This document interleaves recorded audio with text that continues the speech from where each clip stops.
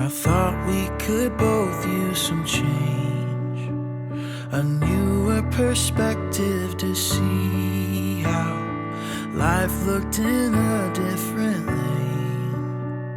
But here in your arms I can't leave now. So it's been a while now, about maybe way over a month, almost 2 months ago, I had this wedding styled shoot. And it was, for those who don't know what a styled wedding shoot is, it's basically a fake wedding, right? So you have some people pretending to get married and you shoot them. And the whole thing is being able to shoot in a situation that is less stressful than a wedding so that you could get the best shot you could possibly get.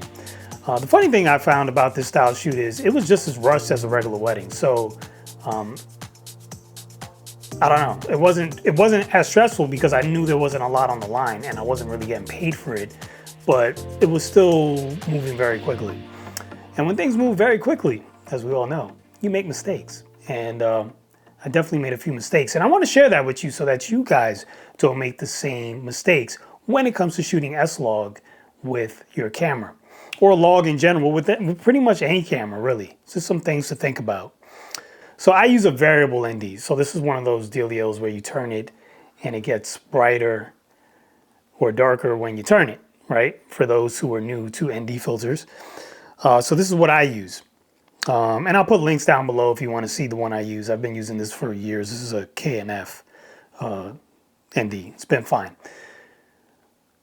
So I think what happened was I had my ISO set for indoor and it was dim lit. So it might have been higher, it might have been at 6400 ISO.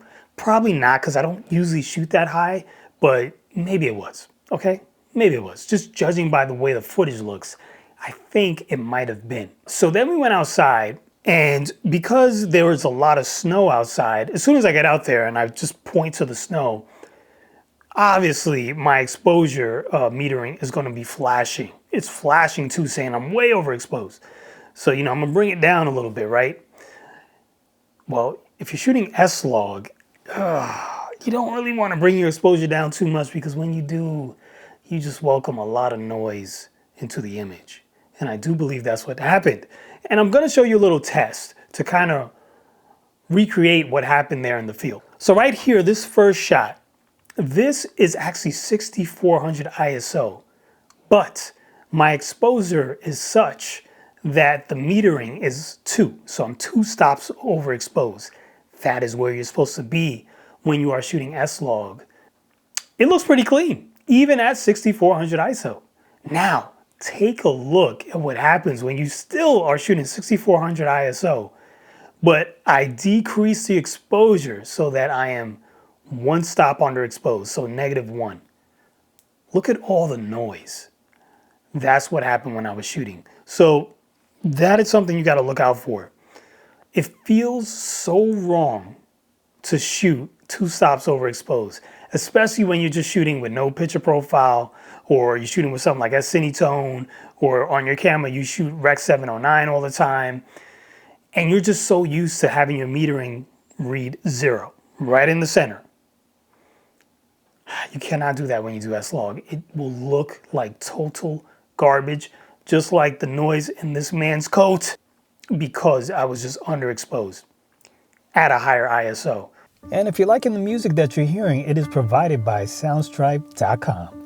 And I've been using Soundstripe.com for over 5 years now. It has a great selection of music that I use here on YouTube for all of my wedding videos, commercials, all types of things. And they even have sound effects. So if you're interested in Soundstripe and not getting a bunch of copyright strikes on your account, go ahead and check out the link down below, and you'll also receive a discount.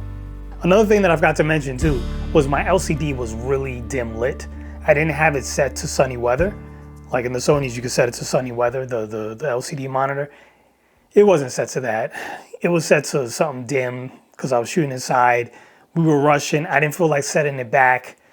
I was just, shooting, and I wasn't really thinking. That's another thing that led to this problem. So one, make sure your LCD screen is bright enough that you can actually see it and you can actually see what your metering is saying. If you're shooting an S-Log, make sure you're 1.7 or 2 stops exposed. If you get to a point where it's flashing, that's not necessarily bad, because depending on your metering, and if you're shooting at something like bright snow, it might be flashing too because there's a lot of snow behind the subject, but it might not really be overexposed. So you got to look at your zebras too. So use your zebras. I usually have my zebra set to around 75%. At 75%, if the zebras are on people's face, like all over their face, then I pretty much know that I'm probably around 2. You just got to get a feel for it by playing with the zebras, but use the two in conjunction. Your meters at the bottom and the zebras, and you'll probably always be in a situation where you won't mess up like I did. And let's circle back to metering because I think this is important. So right here in the menu, we're looking at the different types of metering modes. So the Sony FX30 is set to multi-metering, which is basically evaluating the whole screen, the whole frame, and it's going to look at everything that's bright and dark and the shadows, all the different colors and brightness values that are happening on the frame. And it's going to say this is what the average exposure is for everything. Well, when you're shooting something like snow where most of the screen is just bright white, you might get a high exposure reading even though your subject is not truly 2 stops overexposed. So in order to fix that, what you could use is either sensor weight, or to me what's a little bit better is spot metering.